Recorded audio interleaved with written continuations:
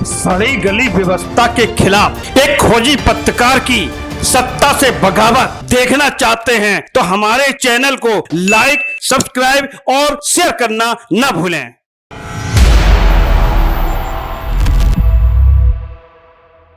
वैसे तो देश के सबसे बड़े सूबे उत्तर प्रदेश में योगी सरकार ने धर्मांतरण को रोकने के लिए एक सख्त कानून लागू कर रखा है।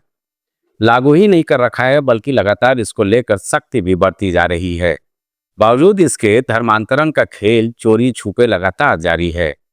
उत्तर प्रदेश विधि विरुद्ध धर्म संपरिवर्तन प्रतिशोध संशोधन अधिनियम 2024 लागू है।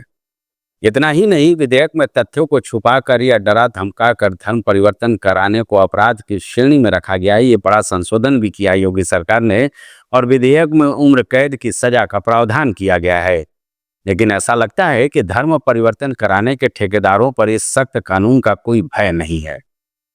जमालुद्दीन उर्फ झांगुर बाबा का खेल जो सामने आया है, जो खुलासा हुआ है, वो बेहद ही चौंकाने वाला है। उत्तर प्रदेश में संभवतः यह पहला मामला देखने को मिला है जहां धर्मांतरण में खुले तौर पर भारी भरकम रकम का इस्तेमाल किया जा रहा था। गिरफ्तार झांगुर बाबा से जो जानकारी सामने आई है वो बेहद चौंकाने वाली है। इस पाखंडी मुस्लिम धर्मगुरु ने तो धर्मांतरण का पूरा रैकेट तैयार कर रखा है और जाति के मुताबिक धर्मांतरण का रेट तक तय कर दिया है। मसलन अगर अगली जातियों की बात की जाए तो ब्राह्मण, क्षत्रिय, सरदार लड़कियों के लिए 15 से 16 लाख रुपए तय किए गए हैं और पिछड़ी जातियों के लिए 10 से 12 लाख या अन्य वर्ग के जो लोग हैं, जो दबे कुचले हैं, निचले तबके के लोग हैं, उनके लिए 8 से 10 लाख रुपए का रेट फिक्स कर दिया गया था। झांगुर बाबा की बलरामपुर में एटीएस ने गिरफ्तारी कर ली है। आप जानकर हैरत में पड़ जाएंगे। मस्जिदों के बाहर अंगूठी बेचने वाला यह शख्स आज 100 करोड़ से ज्यादा की हैसियत रखता है। वाकई पूरा मामला बेहद ही संजीदा है।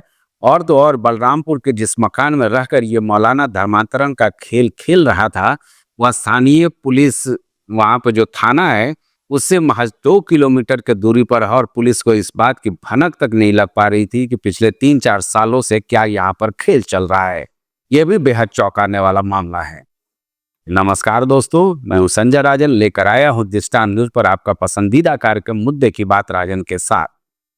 दोस्तों, ये समझना बेहद जरूरी है कि उत्तर प्रदेश में खासकर नेपाल के सीमाई इलाकों या फिर दिल्ली से सटे उत्तर प्रदेश के इलाकों में बड़े पैमाने पर अलग अलग जातियों के लोगों को ईसाई बनाने का खेल जारी है। ये खेल झारखंड और बिहार से सटे हुए जो दूर दराज के उत्तर प्रदेश के इलाके हैं, मसलन सोनभद्र और उसके आसपास के जिले जहां पर आदिवासी बहुल इलाका है, वहां पर भी ये खेल बदस्तूर जारी है। आपको याद होगा अलीगढ़ में उमर गौतम के नेटवर्क का कि कैसे वो लोगों को इस्लाम धर्म अपनाने की मुहिम में जुटा था। आपको ये भी याद होगा कि अभी हाल ही में प्रयागराज में धर्मांतरण के रैकेट का पर्दाफाश हुआ था। इतना ही नहीं, आपको गाजियाबाद के नंदग्राम थाना क्षेत्र के सेवानगर में भी धर्मांतरण के खेल का जो पर्दाफाश हुआ था उसकी जानकारी होगी। यूपी के ही पीलीभीत में चौंकाने वाला मामला सामने आया था कि करीब 3000 सिख परिवारों को ईसाई धर्म अपनाने का खुलासा देखने को मिला था। और तो और उत्तर प्रदेश की राजधानी लखनऊ के गोमती नगर एक्सटेंशन में भी धर्मांतरण का खेल चल रहा था, जिसका पुलिस ने खुलासा किया था। ये सब आप जानते होंगे। यानी दोस्तों, कुल मिलाकर चाहे ईसाई हो या फिर इस्लाम, इससे जुड़े धर्मांतरण के ठेकेदार बड़े पैमाने पर प्रलोभन देकर हिंदुओं, सिखों का धर्म परिवर्तन करा रहे हैं।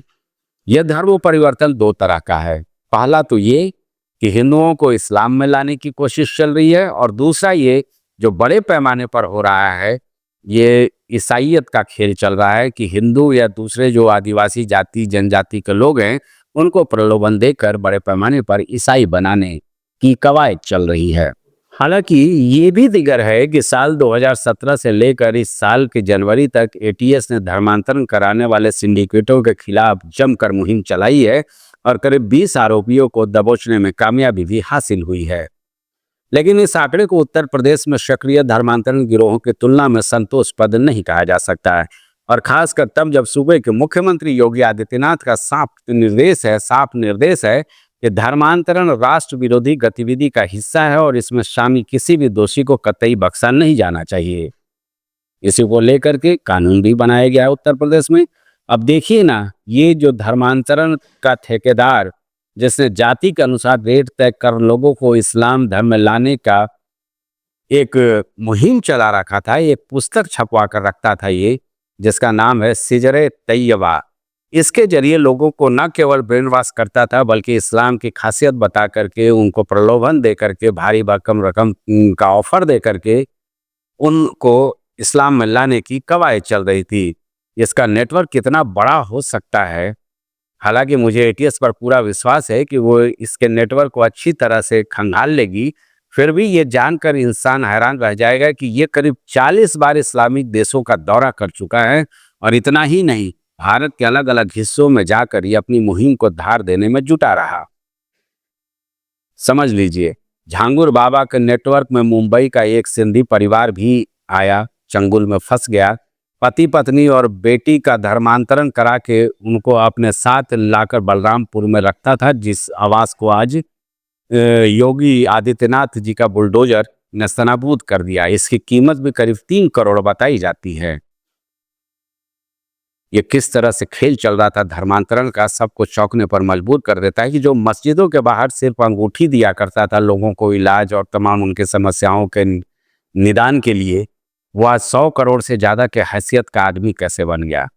महिलाओं को आपने सुना होगा जो इसके चंगुल में फंसी थी, उन्होंने कैसे अपनी आप बीती बताई, कैसे झांगुर बाबा पूरा का पूरा खेल करते थे। झांगुर का एक सहयोगी, या यूं कहें कि रुपये पैसे का पूरा हिसाब रखने वाला मोहम्मद अहमद खान अभी एटीएस के हत्थे चढ़ा नहीं है, उसकी तलाश जारी है, वो अभी फरार बताया जा रहा है। जल्द ही हमें उम्मीद है कि झांगुर का यह सहयोगी भी सलाखों के पीछे होगा। पूछताछ में अभी तक करीब 4 दर्जन से ज्यादा बैंक अकाउंट का खुलासा हो चुका है, जिसके जरिए पैसों का लेन देन धर्मांतरण के इस खेल में होता था। और अभी तो शुरुआती जांच है, आगे देखिए क्या कुछ सामने निकल करके आता है, क्योंकि इस्लामिक देशों से भी भारी भरकम रकम धर्मांतरण के इस खेल के लिए झांगुर बाबा और उसके गुर्गों तक पहुंचता रहा है।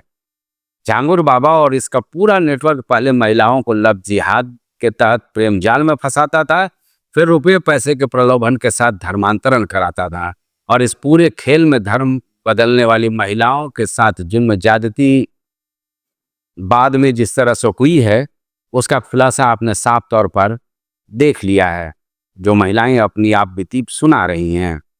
यानी कुल मिलाकर ये कहा जा सकता है, अभी तो और भी बहुत सारी बातें निकलकर सामने आएंगी जब जांच आगे बढ़ेगी।